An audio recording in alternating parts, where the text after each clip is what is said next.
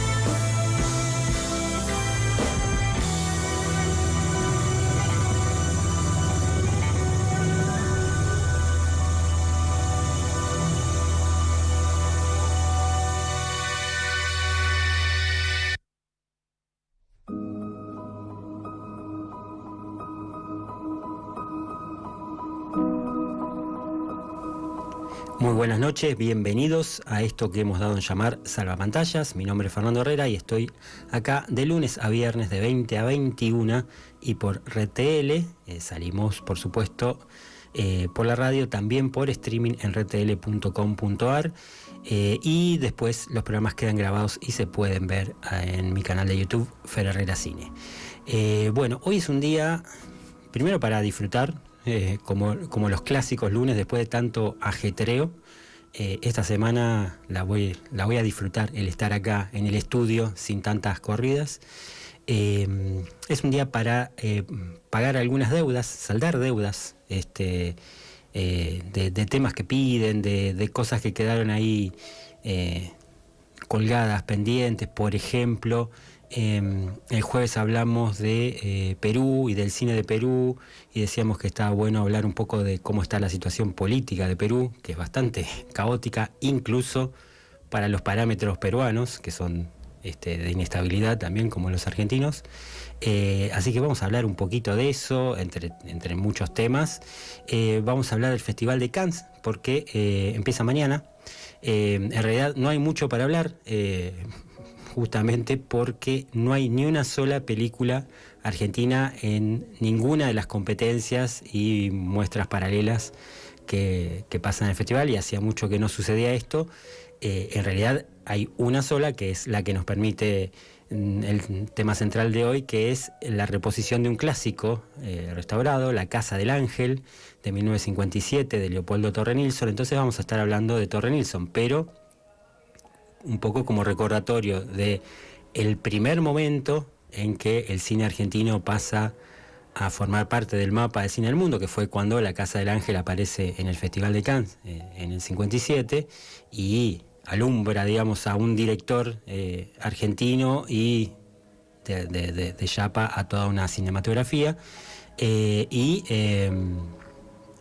justo en un contexto que podría ser ahora el contrario, ¿no? Que es en un momento pálido de la producción argentina, acuciada por todo tipo de recortes y problemas económicos para poder completar los proyectos, lo que hace que por ahí afecte más, como estuvimos viendo, por la presencia argentina en el Bafisi, que sigue siendo cuantiosa, por ahí afecta más la calidad que la cantidad. Quiero decir, una película que está por terminar, si no hay plata, se termina como sea, no es que deja de existir.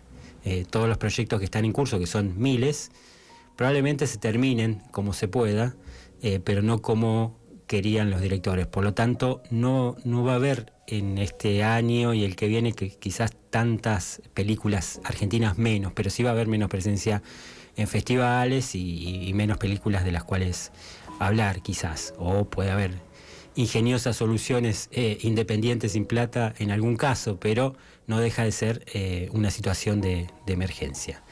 Bien, dicho todo esto, vamos a saldar la primera deuda, que es la deuda con el chamán, que nos pidió Marcha de la Bronca. Y bueno, hay bronca en Argentina, hay bronca en Perú y en todos lados. Vamos con la Marcha de la Bronca.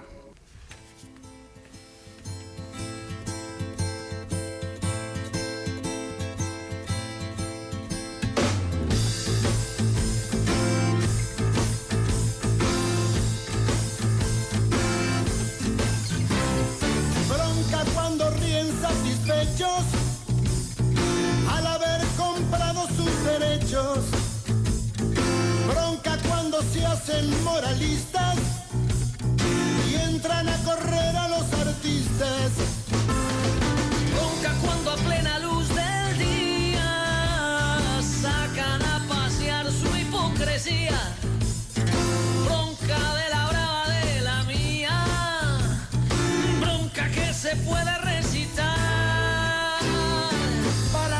Que toman lo que es nuestro o con el guante de disimular, para el que maneja los violines de la marioneta universal, para el que ha marcado las barajas y recibe siempre la mejor, con el as de espada nos domina y con el de bastos entra dai, dai.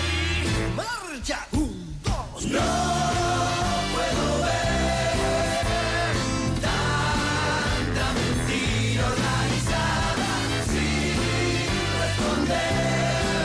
Vamos, bronca, mi bronca, mi bronca. bronca porque matan con descaro, pero nunca nada queda claro, bronca porque roba el asaltante, pero también roba el gobernante, Bronca porque está prohibido todo, hasta lo que haré de cualquier modo. Bronca porque no se paga fianza, si no se encarcela la esperanza.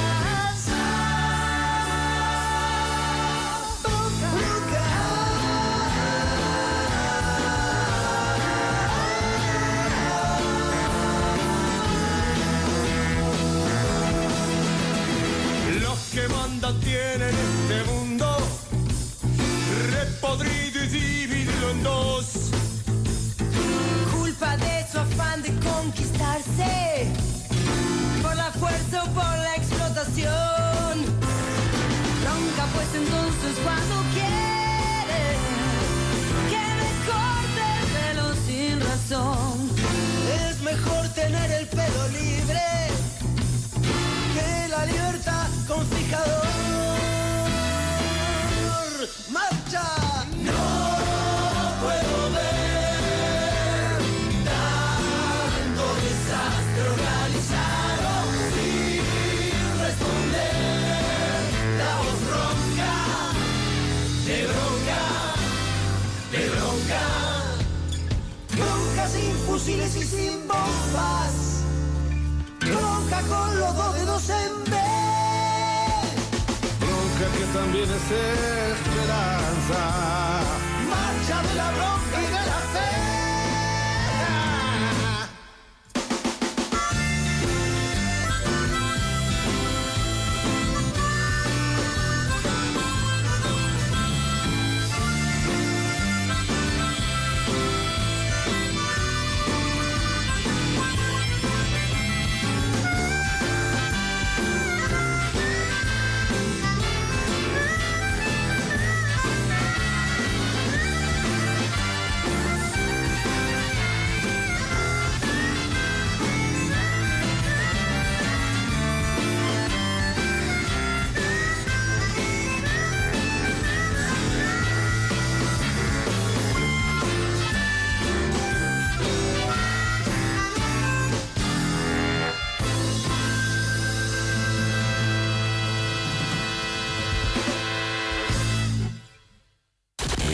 viernes de 20 a 21 horas, Salvapantallas, por Red TL Rosario.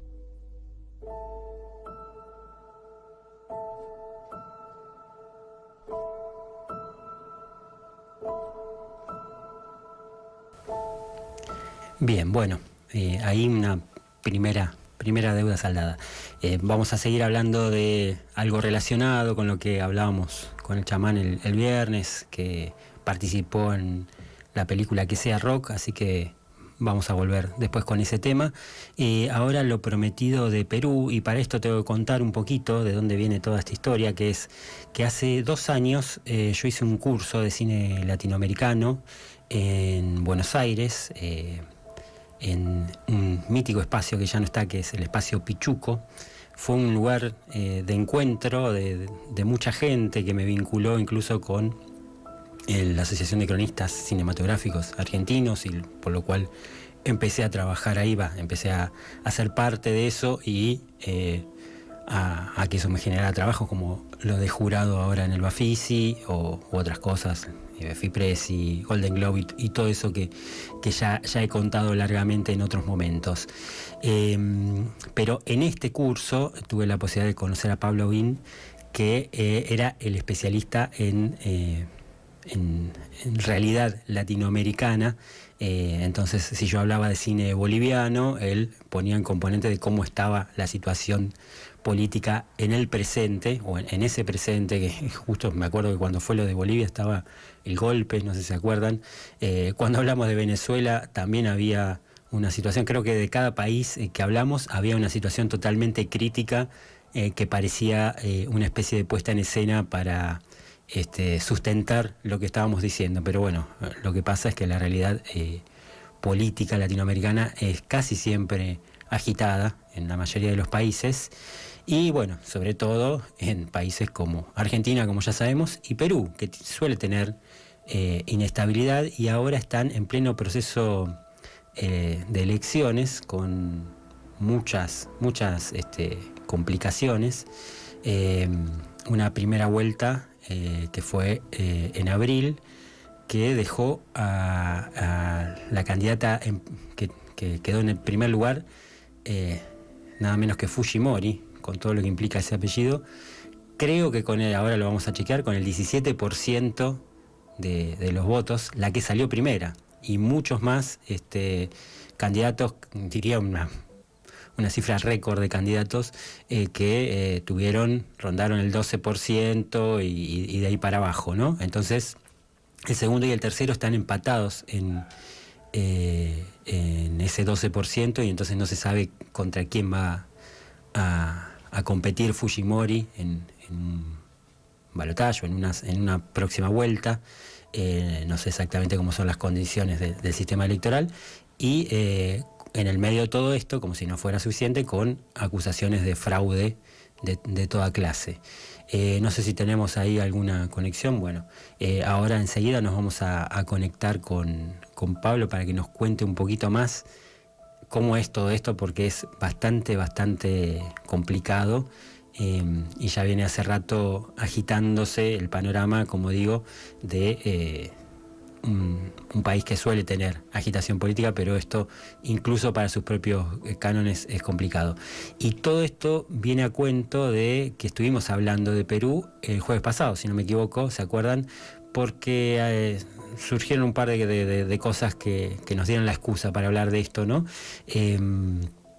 Como la presentación de una película peruana en el Cairo, el fin de semana pasado, que también siguieron dando Nuestra Tierra, y por lo que tengo entendido va a seguir teniendo fechas en el Cairo. Esto no lo dije el otro día, me olvidé, que hablamos de Nuestra Tierra, que salí al aire en ese momento, y bueno, no se pudo, no lo hablé más el viernes pasado. Bien, vamos a seguir, si te parece, como para entrar en clima con el tema de Perú, un tema peruano de Pedro Aznar, cantado por Pedro Aznar, como para ir poniendo el clima peruano de lo que se viene. Vamos.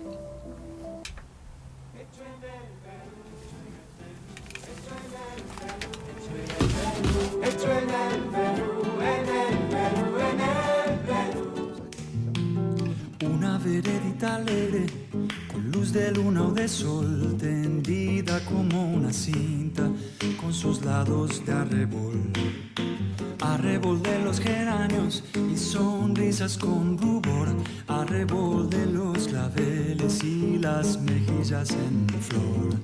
Perfumada de magnolias, rociada de mañanitas, la veredita sonríe cuando tu piel acaricia, y la cuculi se ríe y la ventana se agita cuando por esa vereda tu fina estampa paseas.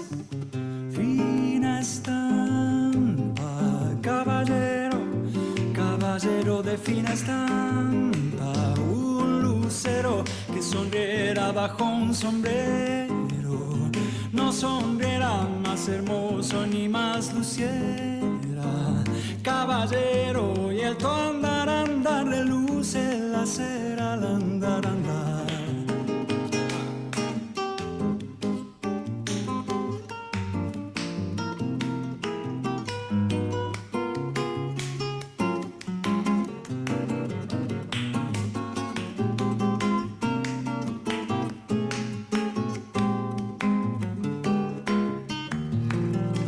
Lleva hacia los zaguanes y a los patios encantados, te lleva hacia las plazuelas y a los amores soñados. Veredita que se arrulla con tafetanes bordados, tacón de chapín de seda y fustes almidonados. Es un caminito alegre con luz de luna o de sol que de recorrer cantando por si te puedo alcanzar. Fina estampa, caballero, quien te pudiera guardar. Fina estampa, caballero, caballero de fina estampa, un lucero que sonriera bajo un sombrero, no sonriera más hermoso ni más luciera. Caballero, y el tu andar, andar, reluce la acera al andar, andar. Fina estampa, caballero, caballero de fina estampa, un lucero que sonriera bajo un sombrero, no sonriera más hermoso ni más luciera. Caballero, y el tu andar, andar, reluce la acera al andar, andar, andar, andar, al andar, andar, al andar, andar.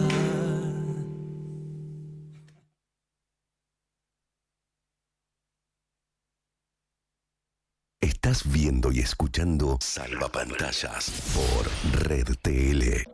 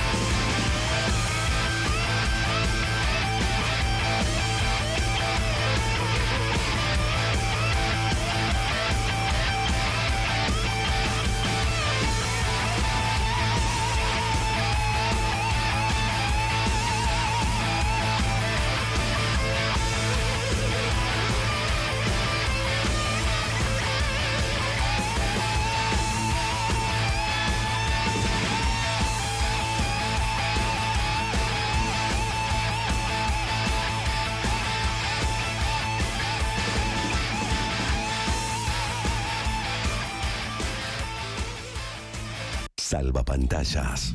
Cine. Series. Música. Literatura. Gastronomía. Y un muy largo etcétera. Bien, bueno, ahora sí estamos en comunicación con Pablo Bin. ¿Existe alguna posibilidad de que no tenga toda la información que haga falta? Pero eso es porque los propios protagonistas quizás no tengan toda la información, ni sepan en dónde están parados. No sé, Pablo, ¿estás ahí? Ahí estamos. ¿Qué tal? ¿Cómo estás? Bueno, yo hice una pequeña intro de lo poquísimo que sabía sobre las elecciones de Perú. Sé que hubo una primera vuelta y con una especie de presentación récord de cantidad de candidatos y todos disgregados con uno solo con una primera candidata, la que salió primera con 17% de los votos, si no me equivoco, o cerca de eso, y un segundo y tercero que están empatados en 12, y bueno, no sé después los otros, pero claramente hubo una dispersión total. ¿Es así?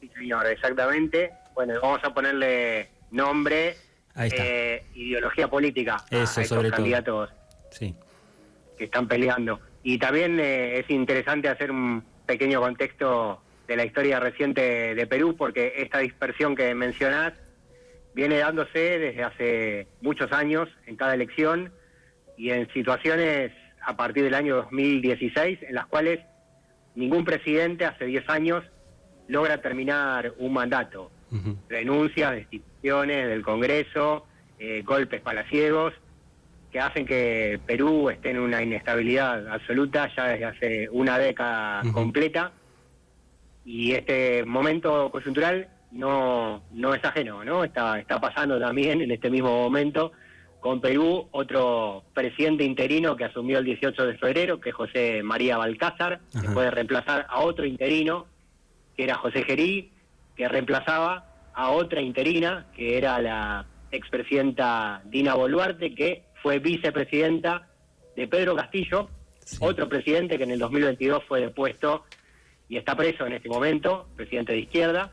Uh-huh. Así que así está la situación en Perú de complicada. Y como si no fuera suficiente, una Fujimori ahora a la cabeza del posible reemplazo.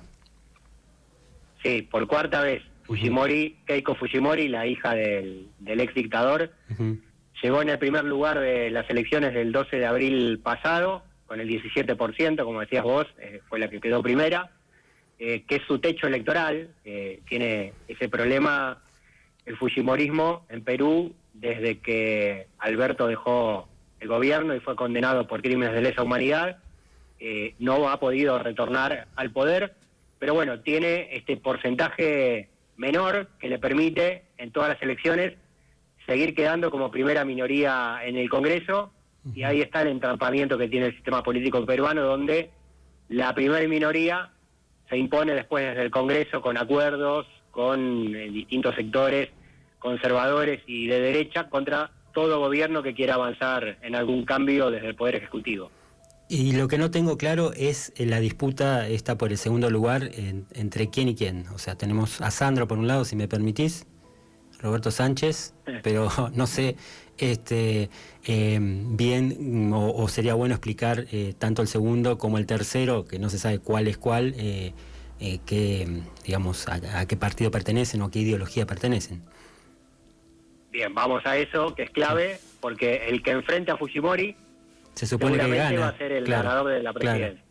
Claro. Seguramente por la refractación del voto peruano contra el apellido Fujimori, claro. Siempre que va a la segunda vuelta tiene todas las de ganar. Uh-huh. Bueno, los que están peleando, como vos dijiste, le llamaremos Sandro, por su nombre y apellido, a Roberto Helber Sánchez, uh-huh, que es del partido Juntos por el Perú, partido de izquierda. Uh-huh. Este candidato, Roberto Sánchez, fue ministro del expresidente Pedro Castillo, que dijimos que está preso por un supuesto intento de golpe institucional, en realidad por un entrampamiento del Congreso que terminó destituyéndolo y la justicia lo terminó condenando y proscribiendo. Y este candidato se presentó como reivindicador de la gestión de Castillo y está en este momento en el segundo lugar de la tabla de posiciones frente a Rafael López Aliaga, que es una especie de Milei peruano, un candidato de ultraderecha, antiestado y antipolítica. Y en este momento, Fer, a un mes de la elección, es increíble, todavía siguen contando votos, todavía quedan algunas actas por contabilizar, vamos por el 99.66% de las actas escrutadas, un conteo muy, muy lento, muy largo, muy polémico. Y con denuncias cruzadas, me imagino. Sí, con denuncias de invalidaciones y supuestos fraudes también en el medio. En este momento, la diferencia entre el candidato de izquierda y el candidato de derecha es de solamente 14.000 votos. Ajá. 12.001 para Roberto Sánchez y 11.914 para Rafael López Aliaga, el candidato ultraderechista, con todavía algunas actas por contar que seguramente no se descuenten, pero más allá de este final del conteo provisorio, lo que queda para definir es en la revisión de las actas observadas, hay cerca de 100.000 votos observados y una diferencia de solo 14.000, así que se va a pelear en los escritorios. Se clasifica a la segunda vuelta. Para ponerle una analogía, sería en una futura elección argentina que estén empatados con 12, no sé, ponele Bregman con Lilia Lemoyne y por una mínima diferencia gana una u otra, y el que gane esa diferencia ya gana la presidencia, digamos, porque después por los acuerdos posteriores se quedaría seguro, o sea, le ganarían a esa mínima primera fuerza, ¿no?, de Fujimori. Es una cosa así de loca, ¿no? O sea, haciendo un poco de broma, pero más o menos es ese escenario. Buena analogía, sí, buena analogía. Pero no tiene tanto que ver con acuerdos de partidos políticos, sino con la dispersión del voto que hay en Perú. Si uno agarra el mapa de Perú, de las elecciones, encuentra que el candidato de ultraderecha López Aliaga ganó en Lima, en el distrito capitalino, y en los 4 o 5 municipios capitalinos que forman parte del voto duro de clase media alta, que tiene, bueno, por la densidad de población que tiene Lima, hace que este candidato, ganando solo en Lima, porque no ganó en ningún otro lugar del país, esté peleando para entrar en la segunda vuelta.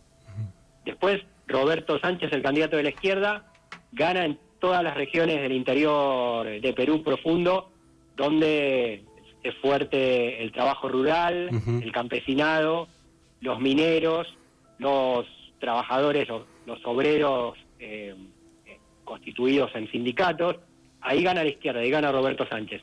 Y Keiko Fujimori tiene un voto minoritario transversal en todo el país, y esto es la que la pone en ese lugar de primera posición. Y después todo este enchastre de mapa tan difícil de entender, cuando llega una segunda vuelta, se rompe y gente que votó a la derecha vota a la izquierda, gente que votó a la izquierda vota al centro. Hay como una falta de representación política y también de identificación con los partidos y con las ideas de la sociedad, que tiene que ver en Perú con un trabajo muy grande, mediático, político, hegemónico, que viene desde la década de los 50 y los 60 con las guerrillas y la presencia de Sendero Luminoso, y ese terrorismo que muchas veces tuvo que ver también con infiltraciones y con el propio Estado peruano atribuyéndole a falsos guerrilleros acciones que alejaron a la población. Entonces todo lo que tiene que ver con la izquierda está mal visto, es un lastre para el candidato. Todo lo que tiene que ver con la ultraderecha está mal visto. Entonces los partidos políticos terminan no representando a nadie, hay muy bajo nivel de participación y hay esta dispersión entre, como dijiste, 35 candidatos en una primera vuelta y ninguno pasa el 17% de los votos. Sí, una locura. Bueno, los datos son eso, la dispersión, sin duda, la fragmentación total y la crisis crónica, podemos decir ya, porque si lleva 10 años, de gobernantes que no pueden sostener su mandato. Es una situación terrible. Te cuento que todo esto viene a cuenta de que estuvimos hablando de cine peruano y de películas como En la boca del lobo, de Francisco Lombardi, sobre la represión antiterrorista, y cuando uno escarba un poquito en el cine peruano aparecen de una manera u otra, de una manera central o lateral, como en La teta asustada, toda la violencia, digamos, de los 80 con Sendero Luminoso y la lucha contra Sendero Luminoso, ¿no? Entonces, si bien siempre hablamos de cine, estaba bueno un poco de baño de realidad de qué estaba pasando, ¿no? Y me quedé con ganas ya desde el jueves que estábamos hablando de esto de Perú, por unas películas que pasaban acá en Rosario. Bueno, te agradezco muchísimo, vamos a seguir en contacto, esto es quizás el principio de algo que quiero hacer más, hablar de cine latinoamericano y hablar de qué pasa en cada país, como ya lo hemos hecho en vivo allá en Pichuco, así que te agradezco muchísimo, Pablo, y bueno, vamos a seguir estando en contacto. Por favor, es un buen ejercicio, disponible. Bueno. Y además, viste que la política latinoamericana, tiene mucho de cine, tiene mucho de realismo mágico, ¿no? Totalmente, sí, de película, de ficción, sí, totalmente. Sí, ficción, suspenso, terror, drama, a veces comedia, drama sobre todo. Drama, todo junto, así que está bueno. Bueno, y sobre la elección hay que seguir esperando, parece mentira, imaginemos, Fer, en Argentina, o en Uruguay, o en Chile, una elección donde un mes después del comicio todavía no terminaron de contar los votos rurales que llegan desde la frontera, desde el interior, y todavía no se sabe cómo se va a definir un mes después. Imaginemos esto en otro país, es insólito, pero en Perú pasa y está normalizado. Qué terrible, bueno, una bomba así. Muchísimas gracias y como te digo, vamos a estar en contacto para futuras ediciones. Abrazo grande y gracias por la convocatoria. Gracias. Salvapantallas, cine, series, música, literatura, gastronomía y un muy largo etcétera. Inicio espacio publicitario. En Milu Cafetería Boutique podés encontrar los mejores desayunos y meriendas, espacio para eventos y talleres, patio pet friendly. Abierto de martes a sábados y los domingos hasta el mediodía. Vení a conocer nuestro local en Caferata 894, Milu Cafetería Boutique.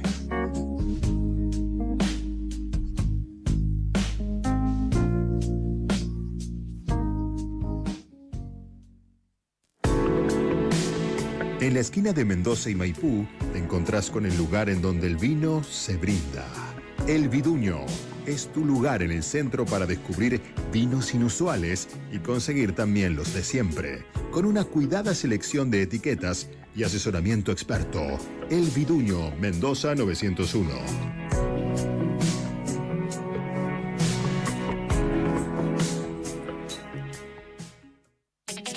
Si querés tu acolchado lavado y perfumado, Lavarropa Expreso es tu lugar indicado. Lavarropas Expreso, Mendoza 381. Pedidos y consultas al 341-692-6030. Lavarropa Expreso.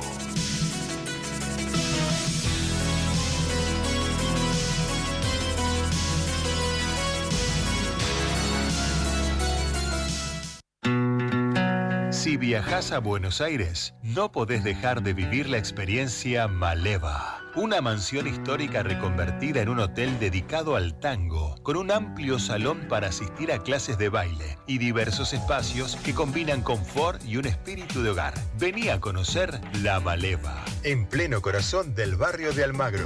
Tucumán 3424.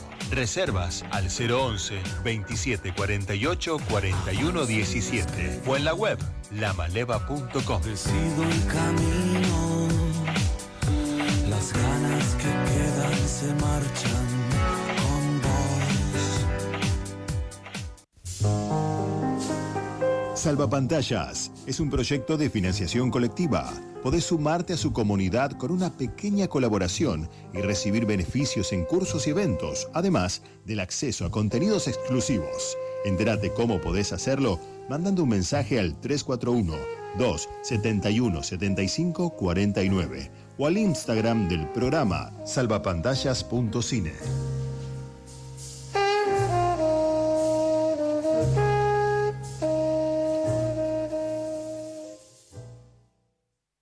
Fin de espacio publicitario. Salvapantallas por Red TL 105.5. Bien, bueno, lo de recién era un gustito que yo me quería dar, ya que uno puede estar acá, gusto de conductor, de pedir un especialista para un tema que desconoce, así que ya, muy contento con eso. Y ahora me voy a dar otro gusto, me voy a dar varios gustos por programa, como si no hubiera un mañana. Sabemos que los lunes, habitualmente cuando estoy corriendo de un festival a otro y estoy en el estudio, es el Día de los Amigos, y ya lo teníamos pautado hace rato a Cristian Andrade, que a lo mejor no lo sabe, pero estuvo en un top 5 de estos. Yo todos los días hago un top 5 de películas, y una vez hicimos documentales hechos en Rosario y la zona, y en el cual incluí Santa Soja. No, mira. Así que ya fuiste parte del programa sin saberlo.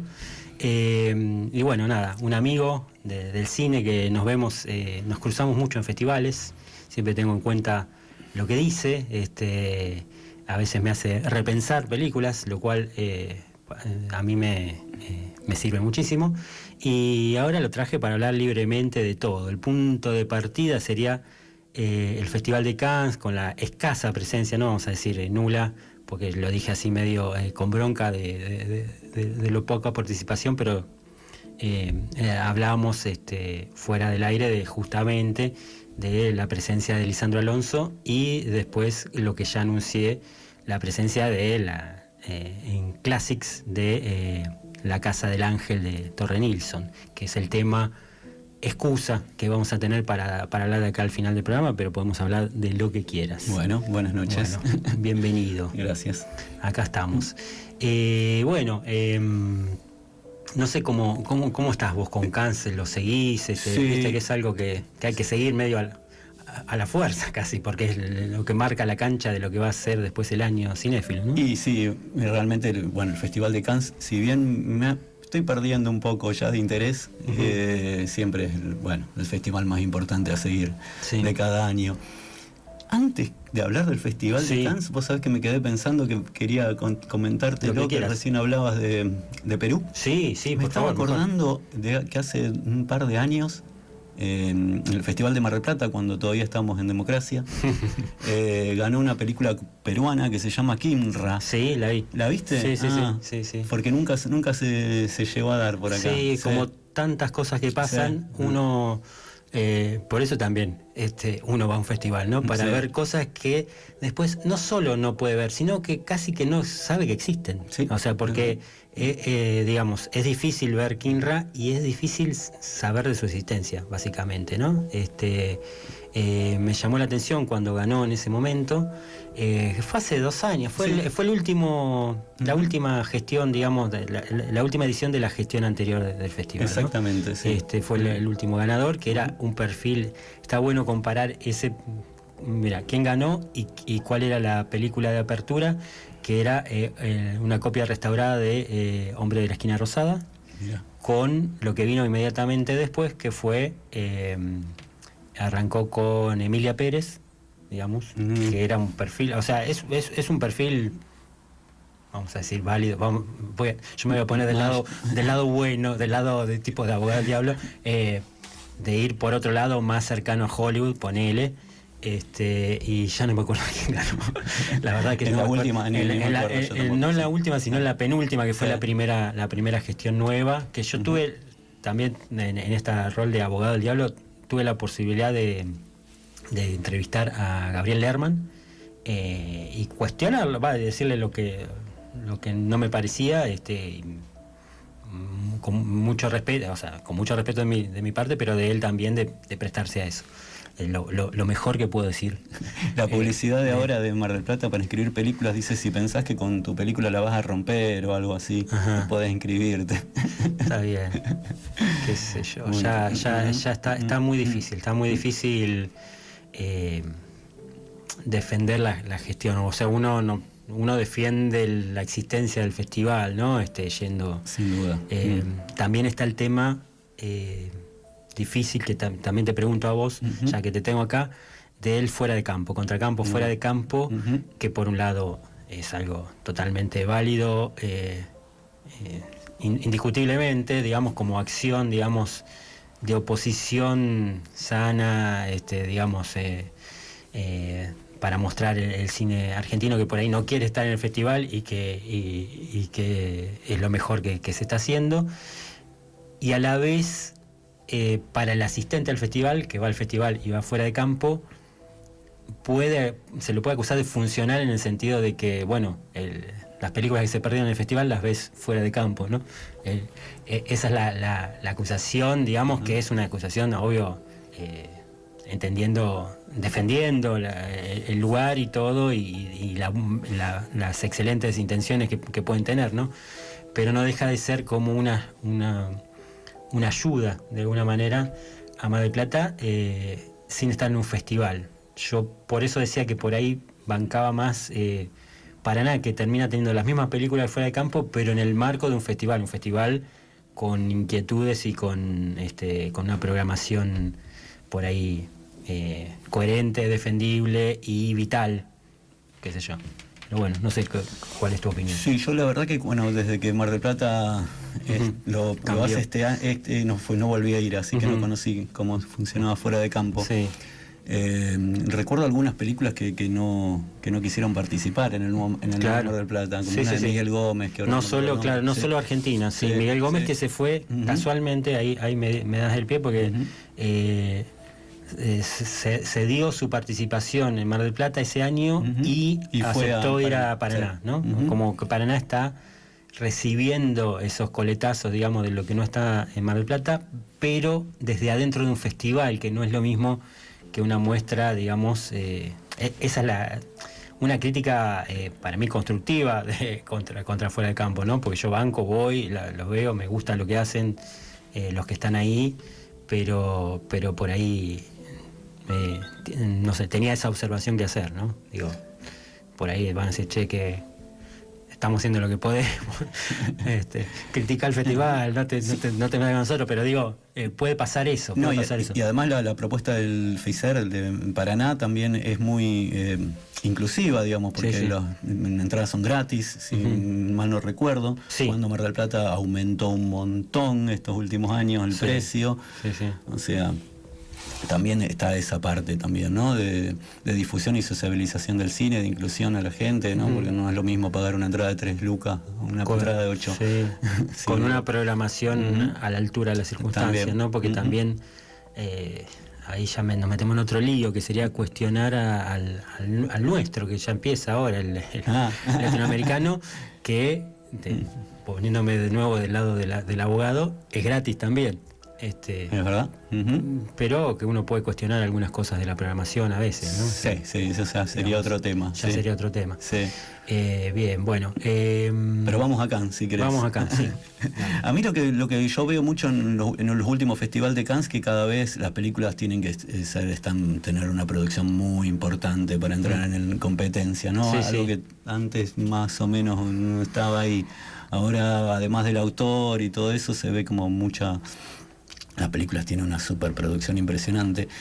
Sí, es verdad que hay muy poco cine argentino. Estaba leyendo que hay una cantidad de películas españolas bastante novedosa. Creo que por primera vez tres en la competencia. Sorogoyen, que me gusta mucho. Otros que Almodóvar, no recuerdo, y Almodóvar. Sí, Almodóvar, Sorogoyen, y el tercero no me acuerdo, son dos directores que no los tenía en el mapa. Yo veo que hay por ahí un poquitito más de riesgo, poquitito, en Venecia. Venecia creo que está a la altura, a esta altura de Cannes, ¿no? Son del River y Boca, decimos siempre en los festivales, pero bueno, no deja de ser un cine un poco bastante, con mucho lugar para los consagrados y no tanto para lo novedoso y el riesgo, ¿no? Y los consagrados de cierta tendencia, que bueno, que uno puede estar de acuerdo o no, pero hay algunas decisiones cuestionables, y después suelen estar igual algunas de las mejores películas del año siguen estando ahí, ¿no? En estos dos festivales. Sin duda, eso pasa siempre. En una mezcla extraña de cosas que vos decís, qué gran... cómo comparto este criterio y cómo no comparto este otro, ¿no? Pero bueno, es lo que pasa. Antes que se nos acabe el programa, vamos a poner el videíto, si querés, de Torre Nilsson para aclarar quién es, porque nosotros decimos Torre Nilsson y todo, y el Top 5, que es cortito, son 3 minutos nomás, y después hablamos un poquito de eso, de Torre Nilsson, si te parece. Dale, vamos con eso. Leopoldo Torre Nilsson nació en la ciudad de Buenos Aires el 5 de mayo de 1924. Proveniente de una familia de cineastas, creció entre rodajes y proyectos audiovisuales. A finales de la década de los 30, abandonó la escuela secundaria y se convirtió en asistente de dirección de su padre. En 1947, debutó como director en el cortometraje El Muro. A finales de los 40, codirigió junto a su padre su primer largometraje, El crimen de Oribe, adaptación de una novela de Adolfo Bioy Casares. En 1951 conoció a través de Ernesto Sábato a la escritora Beatriz Guido, con quien en 1956 inició un vínculo afectivo y profesional. La adaptación de La Casa del Ángel fue el primer proyecto en el que trabajaron juntos.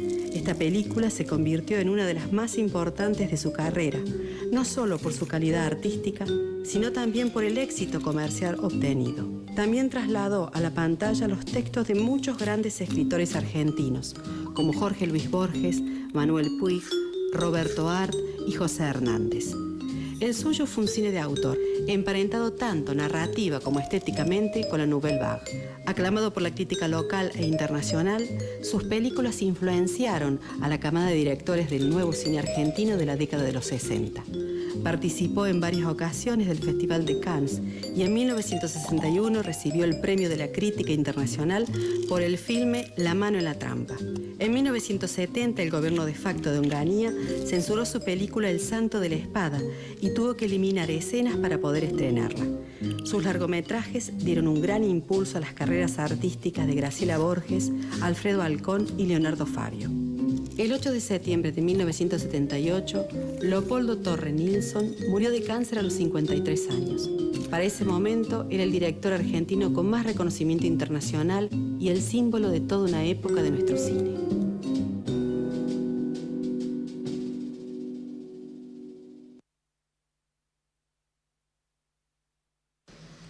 El Top 5 de hoy estará dedicado a Leopoldo Torre Nilsson. El motivo es que su película de 1957, La Casa del Ángel, será la única argentina en Cannes este año.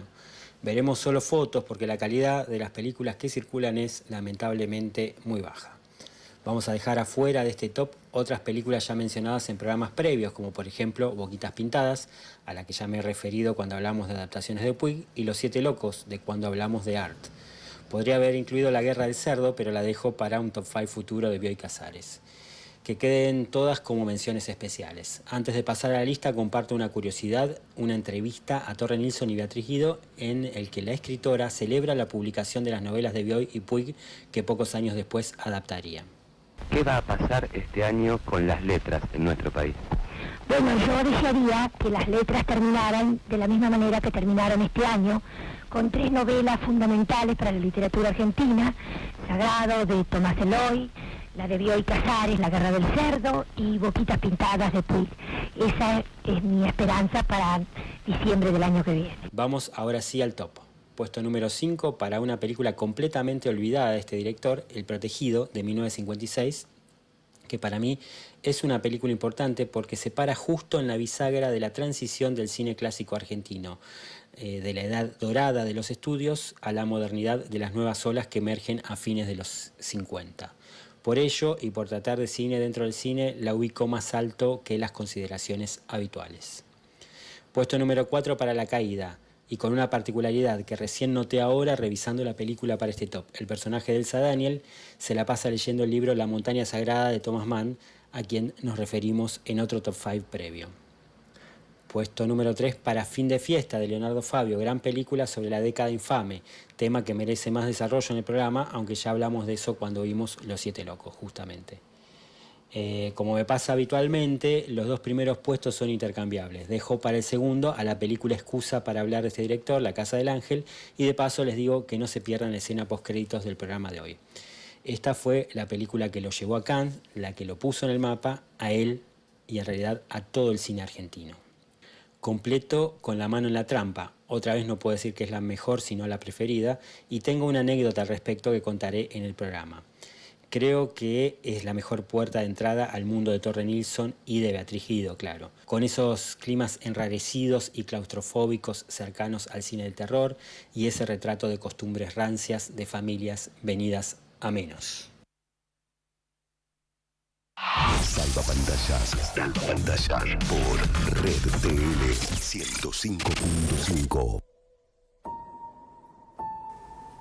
Bueno, rapidito lo de la anécdota prometida va a ser muy rápido, que es que yo hice una pseudo restauración, es una vergüenza decir restauración, por lo que hice que fue simplemente, no existían versiones, de hecho no pude encontrar buenas imágenes para poner, para hacer el top, y tuve que usar fotos, porque las películas de Torre Nilsson que circulan en YouTube y en las redes y en sitios incluso para bajar o lo que fuera, son de una calidad pero pésima.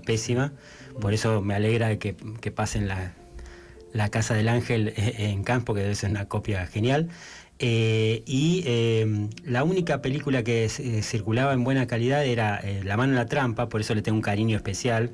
La versión española, con el audio gallego español. Entonces lo que yo hice fue agarrar esa versión y buscar el audio de la versión argentina y ponerlo, pero hay escenas que cambian, o sea, tuve que resincronizar todo el audio, o sea, no fue un laburo así nomás, fue bastante laburo de audio, y nada, fue un engendro, pegué una cosa con otra, y después esa es la versión que ahora circula. Incluso cuando se hizo la encuesta del 2022 de las películas que yo pude participar, voté con La mano en la trampa entre las 10 mejores, y después la encuesta tiene links a las películas, y el link oficial de la película es esa versión mía, pero eso habla mal del estado de conservación, no habla... Es impresionante que no se consiga una buena copia. Yo tuve la suerte de ver La Casa del Ángel en un Bafisi hace un par de años en el cine. Sí, claro, hace 2 o 3 años pasaron 13, ahí pasaron El Secuestrador, también, que yo la vi, porque yo vi la que no la había visto, terrible película, durísima. Heavy metal total. Qué cosas que se podían hacer. La Casa del Ángel también es increíble. No, La Casa del Ángel es de mis preferidas. Yo tengo La Casa del Ángel y La mano en la trampa muy por encima del resto, digamos. Y algunas medio que no banco mucho, como Santo de la Espada. Pero bueno, ahí se hace difícil defenderlo. Pero bueno, es un gran, es un grande, o sea, sin duda. No hay duda, si no es el uno, está en el top 5, en el top 5 está, digamos, o sea, para mí está en el top 5, no es el uno, pero me gusta Fabio mucho, obvio. Y por supuesto Martel, digo, pero en el top 5 del cine argentino está, así que va el recuerdo para Fabio, casi sin tiempo más para ponerlo. Pero nos falta una cosa más, que es un videoclip nuevo del Piti, filmado por Luis Ortega. Esto salió hace poco y quería compartirlo y hablar un cachito después de eso, así que vamos con el video y después ya cerramos el programa.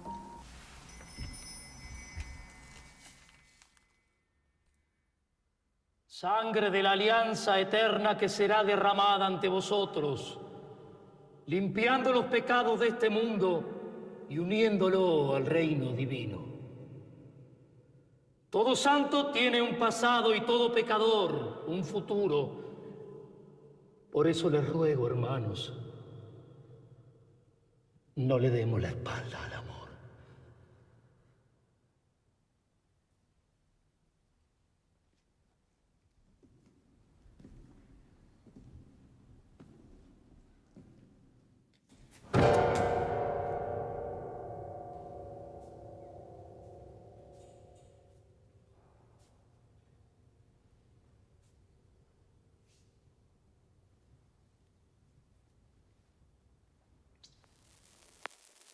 Disculpe, señor, ¿tiene cambio de 20,000?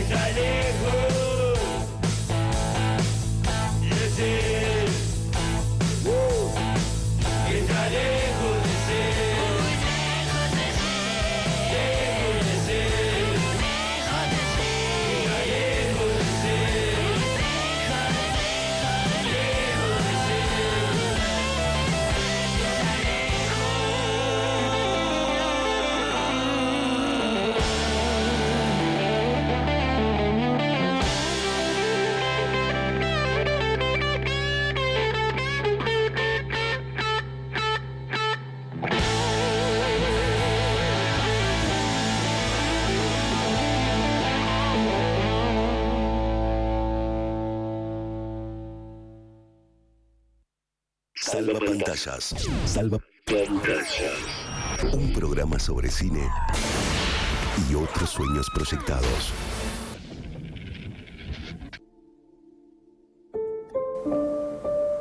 Bueno, eso era Lejos de Ser, video de Luis Ortega, dirigido por Luis Ortega. Saludos para Javier Bacheta, que es el protagonista, el hombre de blanco, que capaz que está escuchando el programa, o viéndolo, sobre todo, ojalá. Y a Barbie también, que me han recibido en Buenos Aires cuando anduve por ahí. Pero hay que decir que es un video muy Ortega, ¿no? Sí, Ortega. Hasta mete un bebé, como le gusta meter bebé. Sí. Y busca roña. Sí. Busca roña con un presidente ahí en la mira. Y le pone, ahora que pienso, también tiene esto de como el tapado de bisón como el protagonista del Jockey. Ajá. Sí. Sí. Tiene la estética del Jockey y esa cosa, ese coqueteo con todo lo lumpen propio de él de siempre, pero estilizado. Cada vez más. Y con una amiga también de la casa que es Camila Peralta, ¿no? También que aparece y es re creíble en su personaje de 15 segundos de madre desesperada. lo hace muy bien. Pero bueno, no quería dejar de mencionarlo porque lo había prometido para hoy y bueno, no entró todo lo que quería, pero bueno, nos quedamos hablando de lo que quieras, salvando las distancias entre Torre Nilsson y Ortega, directores argentinos. Bueno, directores argentinos. Directores argentinos con vocación de riesgo y talento, vamos a decirlo. Sí, es muy talentoso Ortega, sin duda. A mí me gusta muchísimo, te comentaba recién, la serie que hizo de los Puchos, historia de un clan. Me gustó más que la película de Traperos. Me pareció que tenía un humor. Bueno, a mí, sin duda, Ortega, si algo me gusta es el humor que tienen las películas. Claro, el clan no tenía humor. El Trapero no tiene humor en general. No especialmente. Pero no es su búsqueda, no es que. Esta historia de un clan estaba Tristán también como parte del clan de los secuestradores. Es muy graciosa, tiene muy buenos textos. Ahí realmente Ortega me fascinó. Había hecho muchas películas más independientes y chiquitas que algunas vi. Sí. Recuerdo una con un título como Dromómanos. Dromómanos, esa es heavy. Cuando presentó esa, fue que yo lo conocí en 2012. Hubo una charla de nuevos directores en el Museo de la Capital, que lo organizó Rubén Plataneo, y que con mi moderación, y ahí estaba Leandro Ortega también, los dos, en realidad. Y entre esos jóvenes nuevos directores estaba Ortega. Sí, siempre con una vocación de provocar un poco, también en esas charlas, en esos tiempos. Sí, ahí estaba un poco apagado, estaría medio... Porque cuando la presentó acá en el Cairo estuvo provocador, es más, quería quedarse y no quería que lo echen, me acuerdo. Había venido con Ailín Salas, que era su pareja del momento. Yo ahí estaba con Ailín en ese momento, y después lo vi en el Cóndor, que ganó, o sea, el Cóndor que premió el Jockey, en la entrega del Cóndor estaba, pero se hizo muy largo y se cansó y se fue, antes del final, en donde él tenía que subir a recibir el premio, que era muy probable que ganara, y ganó, y mandó un audio, o sea, estuvo al principio, pero después se fue de la ceremonia y mandó un audio que estaba bueno también, qué sé yo. Y no dejemos de nombrar también El Ángel, que fue, creo, una película muy exitosa y muy buena también. El Ángel es la película un poco bisagra que hace que lo que venía haciendo tenga un sustento, una banca más tipo de... Que encuentre el lugar ese de autor que puede estar en un festival grande como los que venimos hablando. Así que bueno... Y de éxito, ¿no? Una película que tuvo éxito, que ya lo puso en otro lugar. Sí. Ahora hace poco hizo un mediometraje que no lo vi, pero que había visto algo de la noche. Ese no lo vi, lo que sí vi es la película de Lorenzo Ferro, el protagonista del Ángel, que tiene una herencia clara de Leonardo Fabio, pero un poco de Ortega tiene, ¿no? Tiene esa onda Ortega. Sí, cuando lo oigo hablar surrealismo. también tiene algo como un dejo de, como que quedó, de eso.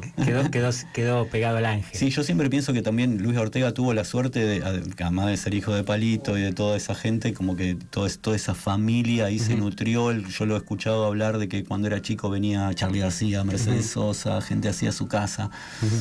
Y se nutrió de muchos genios acá de Argentina gracias a estar en esa familia aristócrata de la cultura argentina. Sí, sí, curioso, ¿no? Lo que salió de ahí, ¿no? Sí.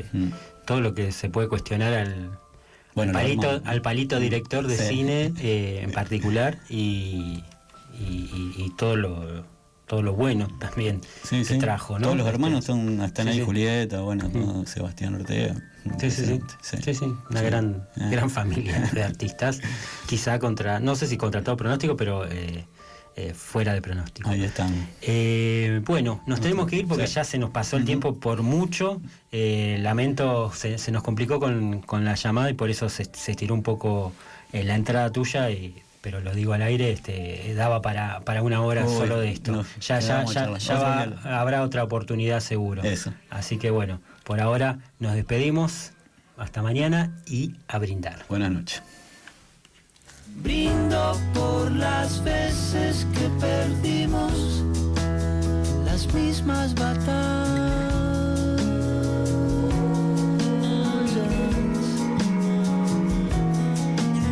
Tengo tu sonrisa en un rincón de mi salvapantallas.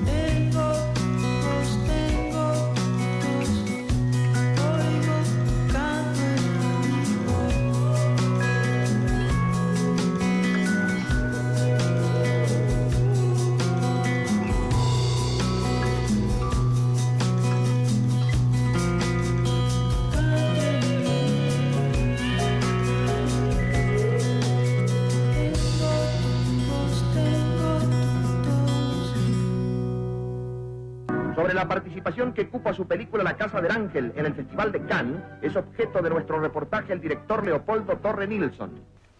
Usted hizo referencia al espaldarazo de la crítica. Conozco algunos juicios críticos, por ejemplo, el de Bazin y el de Sadul.